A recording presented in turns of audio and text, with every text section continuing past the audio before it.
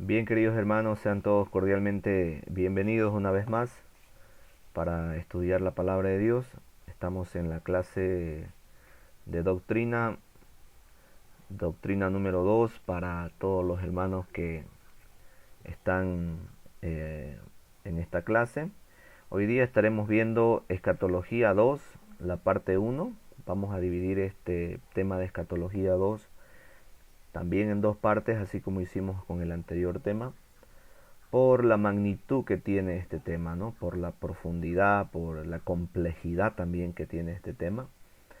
Debo recalcar, hermanos, que en lo que es escatología hay varias corrientes, varias posturas teológicas para estudiar, y usted va a encontrar un montón de información de diferentes posturas y diferentes corrientes teológicas. Lo que nosotros hacemos y vamos a hacer hoy día es basarnos en las escrituras, en la palabra de Dios para poder interpretar y tener así la postura que nosotros tenemos como creyentes cristocéntricos y creyentes que nos basamos en la Biblia, en la palabra de Dios. La primera pregunta que veremos es: ¿qué le ocurre a las personas cuando mueren? Siempre ha sido el interés de la humanidad saber qué le ocurre a las personas cuando mueren. Incluso algunas culturas y civilizaciones de este mundo tienen sus diferentes creencias, ¿no? Por ejemplo, acá en nuestro entorno, en Santa Cruz, hay mucha superstición en cuanto a las personas cuando mueren. Dicen, por ejemplo, he escuchado alguna vez algún comentario que la noche del fallecimiento del difunto, pues el alma está en pena, está andando por ahí por las calles y que te puedes soñar con él y que te puede aparecer en tu casa y que no sé qué y no sé cuánto, ¿no? Hay un montón de supersticiones. Si yo les preguntara ahorita a ustedes qué han escuchado, por ejemplo, de las personas aquí en nuestro pueblo, qué sucede cuando mueren, estoy seguro que ustedes tendrían más de una teoría o más de un supuesto, que no son más que fábulas, no son más que parte de la mitología realmente de nuestro pueblo, la, el trasfondo social y cultural que tenemos, ¿no? Con ese sincretismo ya que hizo la Iglesia Católica con la cultura aquí oriental. Entonces, eh, hay un montón de cosas que hay que tener mucho cuidado porque tiene cierta veracidad, pero está mezclado con mentira. Y cuando mezclamos verdad con mentira, nuestro resultado es una completa mentira, ¿no? Entonces tenemos que tener mucho cuidado. Para analizar qué le ocurre a las personas cuando mueren, veremos un repaso brevemente de los tipos de muertes. Nosotros hemos estudiado en Doctrina 1 y lo hemos vuelto a repasar en Doctrina 2, los tipos de muerte. Hoy día los veremos para recordarlo. Tenemos tres tipos de muerte: física, espiritual, eterna.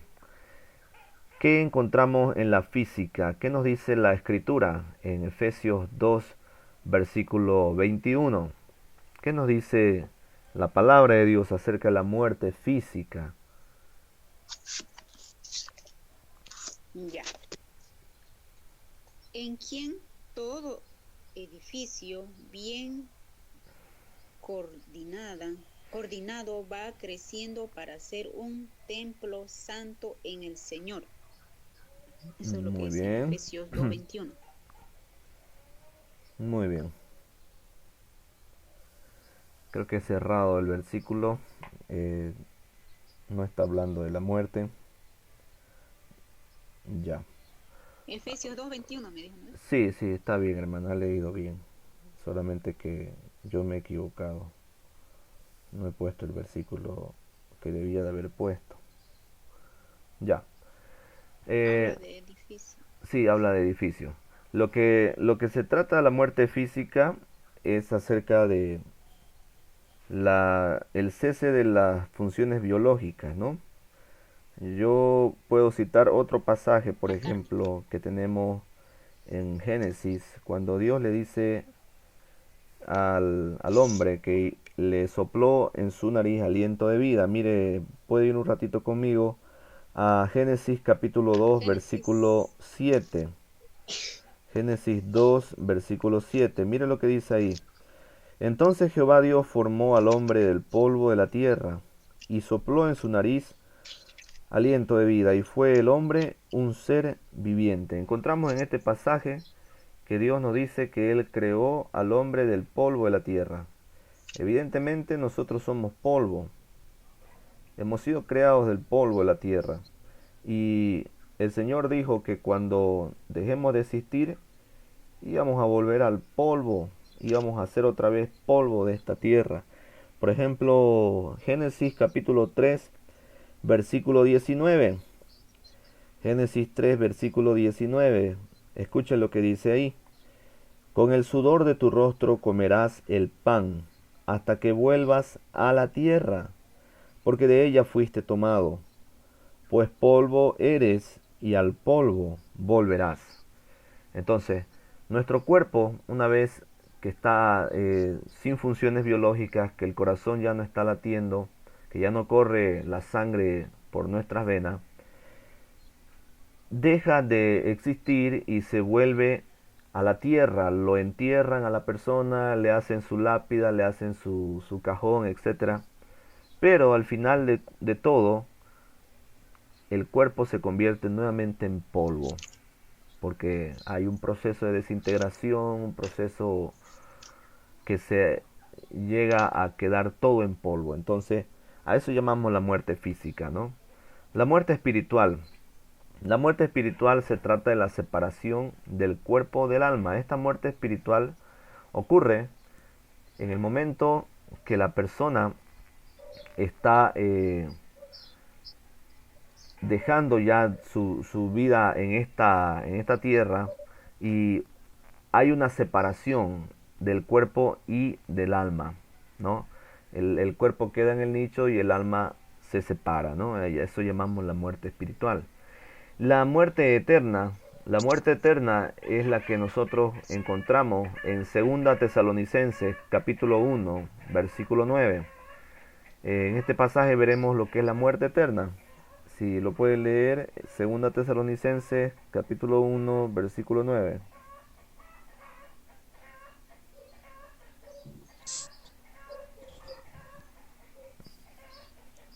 ¿Qué dice ahí? Segunda Tesalonicenses 1, versículo 9. Creo que era para Mano Carlos Eduardo ese pasaje.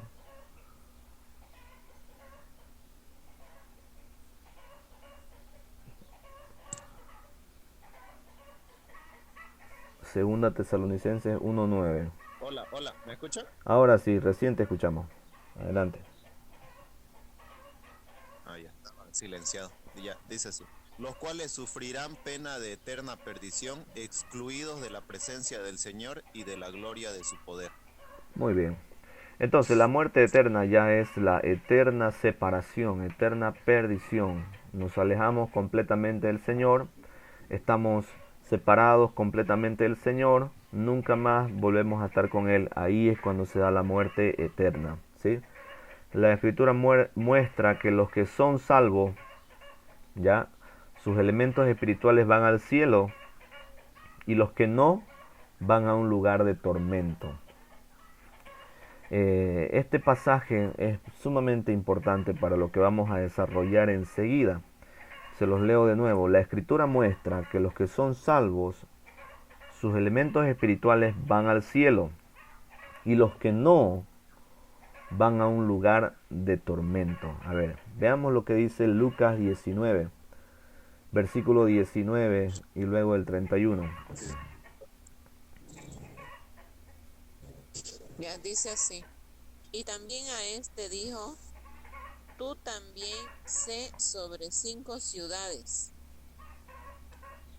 ¿Me pasa el 31? ¿Sí? Y si alguien os preguntare, ¿por qué lo desatáis? Le responderéis así, porque el Señor lo necesita. Muy bien. En este pasaje de Lucas 19 nosotros vemos narrado una historia que el Señor cuenta, ¿no? Para poder explicarles a los hermanos, a los discípulos que estaban ahí, acerca justamente de este lugar. Eh, por ejemplo, tenemos varias historias en la Biblia que nos hablan acerca de este lugar de tormento. El caso de la historia del rico y Lázaro. Vamos a buscar nuestras Biblias en este momento a esta historia. En un segundito se lo paso el pasaje. Lo tengo por acá. El rico y Lázaro. En esta historia del rico y Lázaro, hermanos, particularmente se ve la parte del destino temporal y que, bueno, en otros pasajes no se pueden percibir con claridad. Esta historia está en Lucas capítulo 16, versículo 19. Lucas capítulo 16, versículo 19. Se lo voy a leer para que lo podamos contextualizar un poquito. Voy a tomar el tiempo para leerlo esto completo porque es un versículo, un pasaje base, ¿no? de lo que vamos a analizar enseguida. Dice, había un hombre rico que se vestía de púrpura y de lino fino y hacía cada día banquete con esplendidez. Había también un mendigo llamado Lázaro, que estaba echado a la puerta de aquel lleno de llagas, y ansiaba saciarse las migajas que caían de la mesa del rico. Y aun los perros venían y lamían las llagas. Aconteció que murió el mendigo, y fue llevado por los ángeles al seno de Abraham. Y murió también el rico, y fue sepultado. Y en el Hades alzó sus ojos, estando en tormentos, y vio de lejos a Abraham y a Lázaro en su seno. Entonces él, dando voces, dijo, Padre Abraham, ten misericordia de mí, y envía a Lázaro para que moje la punta de su dedo en agua y refresque mi lengua, porque estoy atormentado en esta llama. Pero Abraham le dijo, Hijo, acuérdate que recibiste tus bienes en tu vida, y Lázaro también males, pero ahora éste es consolado aquí, y tú atormentado. Además de todo esto, una gran cima está puesta entre nosotros y vosotros, de manera que los que quisieren pasar de aquí a vosotros no pueden, ni de allá pasar acá. Entonces les dijo, te ruego pues, Padre, que le envíes a la casa de mi padre, porque tengo 5 hermanos para que les testifique, a fin de que no vengan a ellos también a este lugar de tormento. Y Abraham le dijo a Moisés y a los profetas tienen, óiganlos. Él entonces dijo, no, padre Abraham, pero si alguno fuere de entre a ellos de entre los muertos, se arrepentirán. Mas Abraham le dijo, si no oyen a Moisés y a los profetas, tampoco se persuadirán, aunque alguno se levantare de los muertos. Entonces, encontramos nosotros en este relato del Señor Jesús acerca del rico y Lázaro, ya que el rico es enviado al lugar de tormento y Lázaro está enviado al seno de Abraham. La Biblia habla entonces de 3 lugares específicos a donde van las personas cuando mueren. Y vamos a ir analizando pedacito por pedacito cada uno de los detalles, ¿ya? El primer lugar es el Seol. El Seol en el Antiguo Testamento, ¿ya?, se presenta con 3 puntos principales. Inciso A, todos por igual van al Seol. Inciso B, el castigo es especial para el impío. Y inciso C, los que pueden considerar en cierto sentido el futuro con gloria. Veamos lo que nos dice Génesis 37, versículo 35. Luego lee por favor la persona que tiene Salmos 6, versículo 5. Y después lee Salmos 73, 23 al 24. Escuchemos los 3 pasajes, por favor. Empecemos con Génesis. Y se levantaron todos sus hijos y todas sus hijas para consolarlo, Mas él no quiso recibir consuelo, y dijo: descenderé enlutado a mi hijo hasta el Seol. Y lloró su padre. Muy bien, Salmo 6:5 ahora. Porque en la muerte no hay memoria de ti, en el Seol, ¿quién te librará? Bien, el siguiente pasaje, Salmo 73. Con todo yo siempre estuve contigo, me tomaste de la mano derecha, me has guiado según tu consejo y después me recibirás en gloria. Muy bien. Bien, encontramos que el Seol es un lugar temporal donde van las personas cuando mueren, ¿sí? La palabra Seol se encuentra en el idioma hebreo, ¿ya? Y es el equivalente para los judíos, para los hebreos. Todas las personas, tanto judías como griegas, como bolivianos y de toda nacionalidad, van a ir a ese lugar, al Seol, ¿ya? Ahora, la Biblia también nos habla de un segundo lugar llamado el Hades, que este segundo lugar, Hades, que se menciona en el Nuevo Testamento, ¿ya? Es una palabra que deriva justamente de la palabra hebrea Seol, ¿ya? En otras palabras, Hades y Seol son el mismo lugar, pero en la Biblia se lo menciona con otro término. ¿Por qué razón?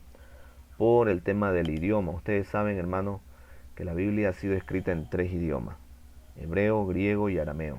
Entonces, hay términos que en el Antiguo Testamento se los mencionan de una forma y otros términos en otra forma por el tema del idioma, por el tema de la traducción. Veamos lo que nos dice la Biblia un poquito acerca de el Hades. Lucas 16, versículo 24.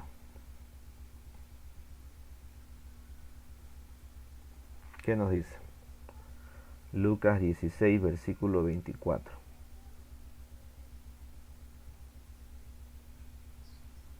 Un ratito, yo estoy distraído. Lucas 16, versículo 24. Lucas 16, 24. A ver, 24. Entonces él, dando voces, dijo: Padre Abraham, ten misericordia de mí y envía a Lázaro para que moje la punta de su dedo en agua y refresque mi lengua, porque estoy atormentado en esta llama. Muy bien. ¿Se escuchó, hermanos? Sí, hasta el 26 puede leerlo. Hasta el 26. Sí. Ya. Ya. Pero Abraham le dijo: Hijo, acuérdate que recibiste tus bienes en tu vida, y Lázaro también males. Pero ahora este es consolado aquí y tú atormentado. Además de todo esto, una gran cima está puesta entre nosotros y vosotros, de manera que las que quisieren pasar de aquí a vosotros no pueden, y de allá pasar acá, ni de allá pasar acá. Muy bien, hermano. Bien.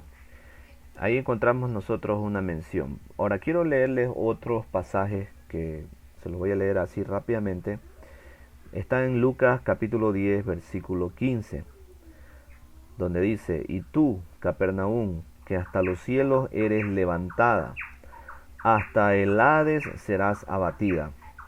Ese es un pasaje, ¿ya?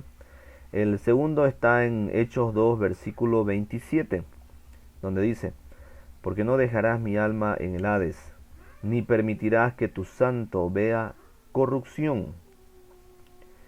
Otro pasaje encontramos en Apocalipsis capítulo 20, versículo 14, donde dice: Y la muerte y el Hades fueron lanzados al lago de fuego.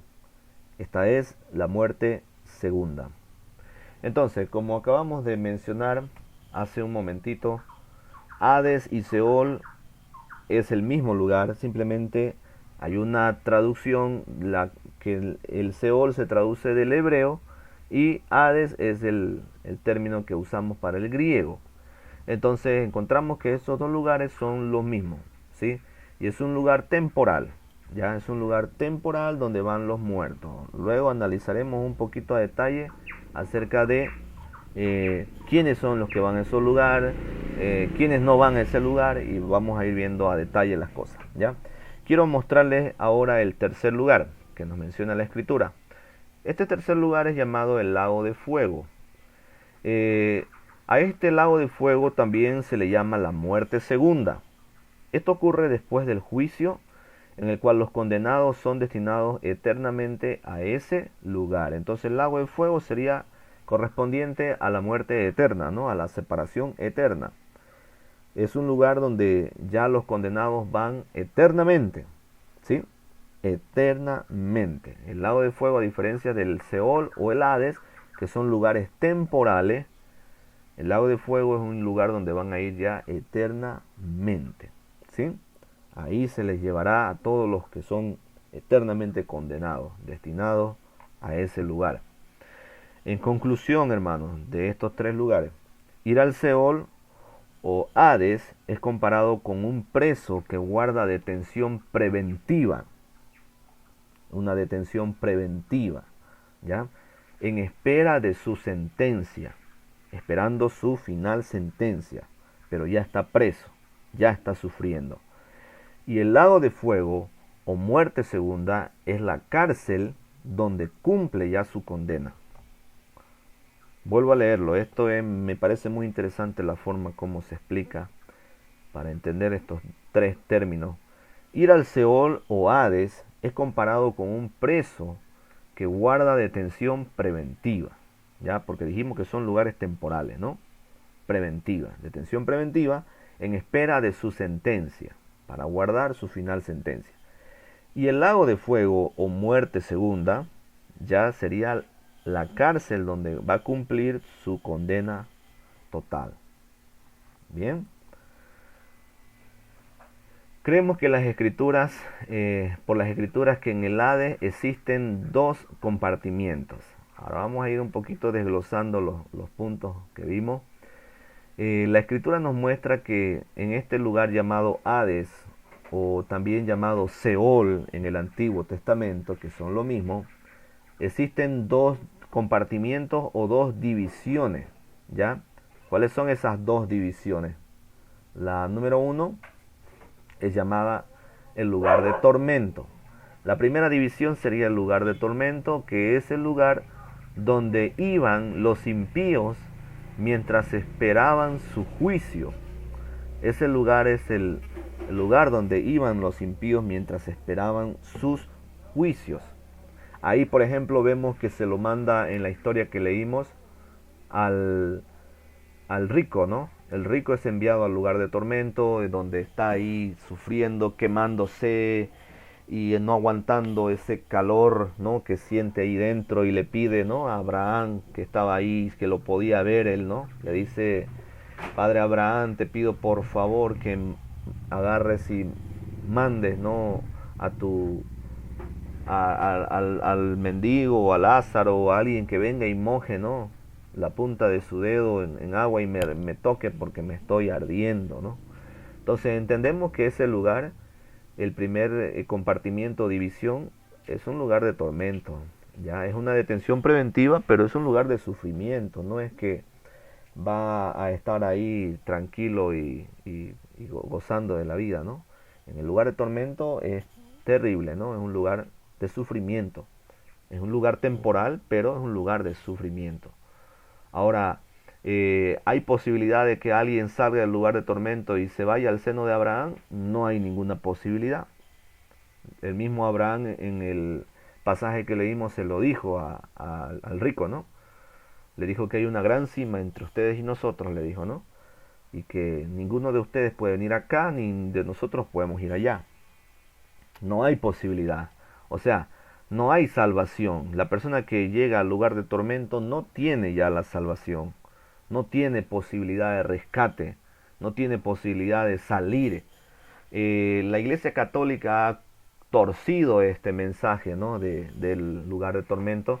Ellos le llaman el purgatorio, ¿no? Y supuestamente la Iglesia Católica, según lo que ellos dicen, que en ese purgatorio están las personas, y si nosotros acá le hacemos novena o le hacemos los rezos, lo vamos a sacar de ahí y lo vamos a llevar al seno de Abraham, ¿no? Y eso es una total mentira, hermano. No hay posibilidad. La persona que ya está enviada al lugar de tormento, ya esperando su sentencia final, ya no tiene salvación, ya no tiene salida. No hay oportunidad, hermano. No existe purgatorio, en el sentido de que va a salir de ahí posiblemente hasta el cielo. No hay, hermano. Por eso es que no hay razón para hacer novenas, no hay razón para orar por los difuntos, porque ya los difuntos ya no tienen, hay que orar por los vivos. Ya no podemos nosotros orar por los difuntos. El difunto ya no tiene más que hacer, ya está nomás listo para lo que hubiere decidido en su vida él personalmente, y lo que le tocó, ¿no? En el juicio. Entonces, hermano, en el lugar de tormento, el sufrimiento. La segunda división que se nos muestra en la escritura es el seno de Abraham. Este seno de Abraham es donde los justos antes de Cristo donde iban los justos antes de Cristo, y también de donde salieron cuando Cristo resucitó, ¿ya? De donde salieron cuando Cristo resucitó. Para interpretar las escrituras, hermanos, nosotros siempre debemos tomar a la muerte de Cristo como un punto de referencia clave para entender el texto, ¿sí? Hay una clara diferencia entre la interpretación que hacemos de aquellos textos que fueron antes de Cristo, antes de la crucifixión de Cristo, durante la crucifixión y después de la crucifixión, ¿sí? Hay una diferencia muy clara que debemos nosotros notarlo.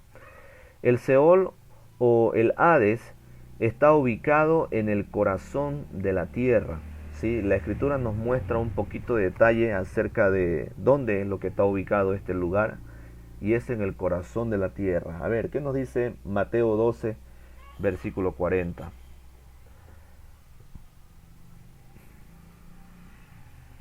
Y luego, si lo pueden leer también, Salmo 16, versículo 10. Adelante. ¿Me escuchan? Sí. Ya.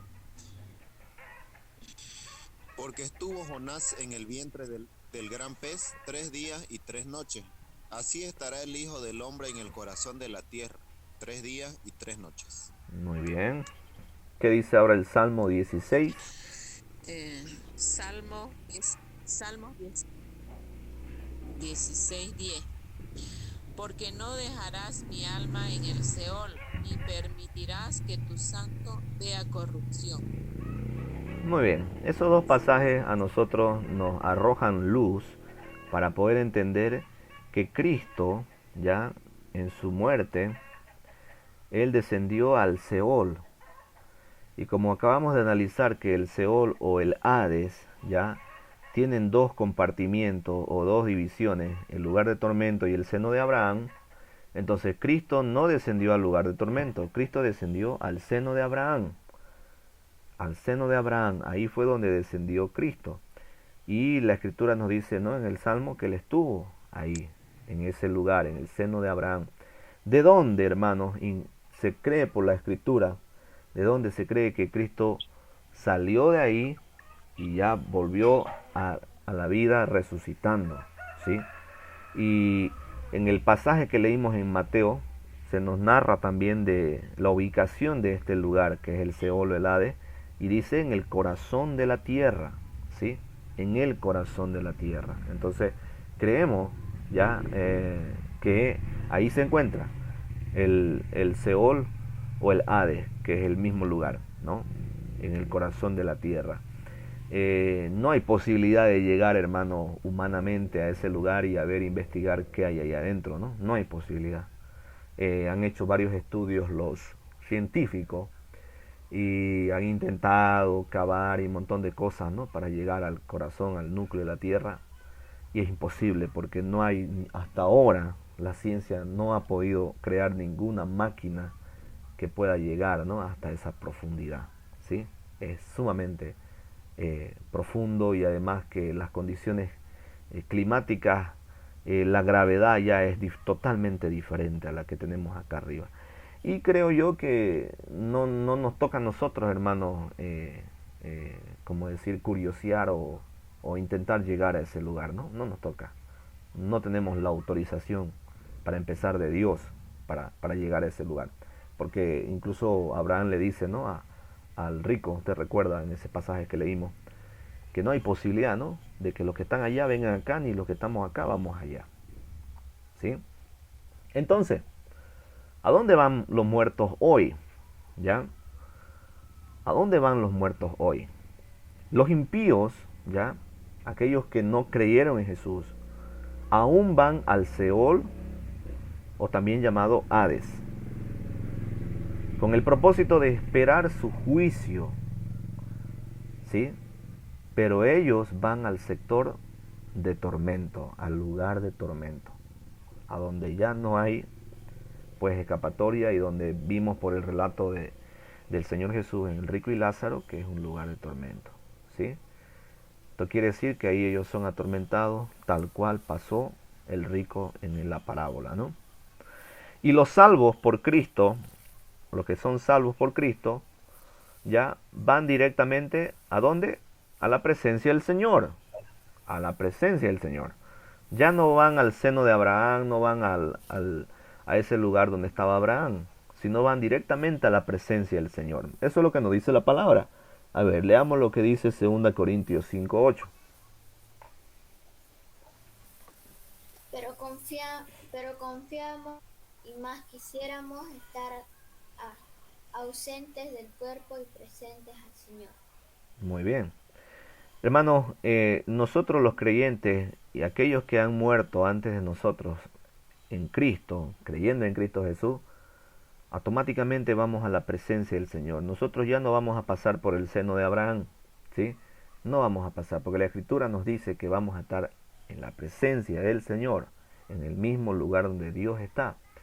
Ese lugar llamado el seno de Abraham, ya, quedó vacío cuando Cristo resucitó, porque Cristo descendió hasta el seno de Abraham, que es parte del Seol, como dice la Escritura, descendió a ese lugar, ya, y de ahí se llevó consigo a todos los justos por fe, a todos los que creyeron en la salvación por fe, en el unigénito, en el Mesías que iba a venir, porque antes de Cristo ellos todavía no sabían, ¿no?, quién era el que iba a venir, pero ellos ya sabían por las profecías que iba a venir un Mesías. Entonces todos los que confiaron en ese Mesías, en ese Redentor, iban al seno de Abraham en el Antiguo Testamento, ¿no? Y cuando Jesús murió, Él descendió hasta el seno de Abraham, que es parte del Seol, como dice la Escritura, y de ahí se llevó a los que estaban en el seno de Abraham, y ese lugar quedó vacío. Hoy en día no hay nadie en ese lugar. Eso lo dice la palabra de Dios, ¿no? En el pasado, el paraíso estaba en el centro de la tierra. La Escritura nos muestra esa realidad. Pero después de la resurrección de Cristo, este lugar ahora se encuentra en el tercer cielo. A ver, ¿qué nos dice 2 Corintios 12, versículo 2 al 4? Conozco a un hombre en Cristo que hace 14 años sin el cuerpo, no lo sé.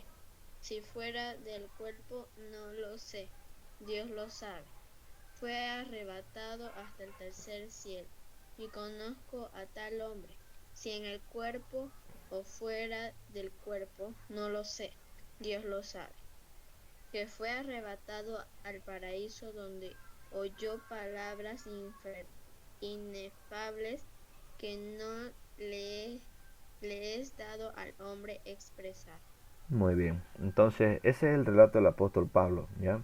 Este relato que él da contando el testimonio de una persona que fue arrebatada al tercer cielo, la mayoría de los teólogos dicen que está hablando Pablo de sí mismo, está hablando de él mismo. Se cree que cuando Pablo fue apedreado en Listra, ¿no? Un pueblo donde él fue haciendo misiones, se cree que él en ese lugar, porque la Biblia nos dice en Hechos, nos dice que cayó al suelo y estaba como muerto, dice, se cree que realmente murió Pablo en ese lugar. Y que en ese momento Dios lo llevó hasta el tercer cielo, donde él menciona este pasaje en 2 Corintios, ¿no? Y luego descendió porque el Señor le resucitó, le volvió otra vez para seguir cumpliendo la misión, porque había mucho que hacer todavía. Entonces, la mayoría de los teólogos concuerdan en que Pablo estaba hablando de sí mismo, justamente por esos detalles, hermanos, ¿sí? Y bueno, es interpretación bíblica, es algo que nosotros tenemos que tener bastante cuidado, y también debemos de consultar varios buenos teólogos, ¿sí? Buenos escritores, buenos estudiosos de la palabra de Dios. El tema de los juicios no lo vamos a poder tocar hoy día porque quiero dejar unos cuantos minutos que nos quedan, son 8 minutos que nos quedan, para algunas preguntas de esta primera parte, ¿ya? Hemos visto varias cosas interesantes, hermanos, que me gustaría conversarlas con ustedes. Así que damos lugar para el tiempo de preguntas.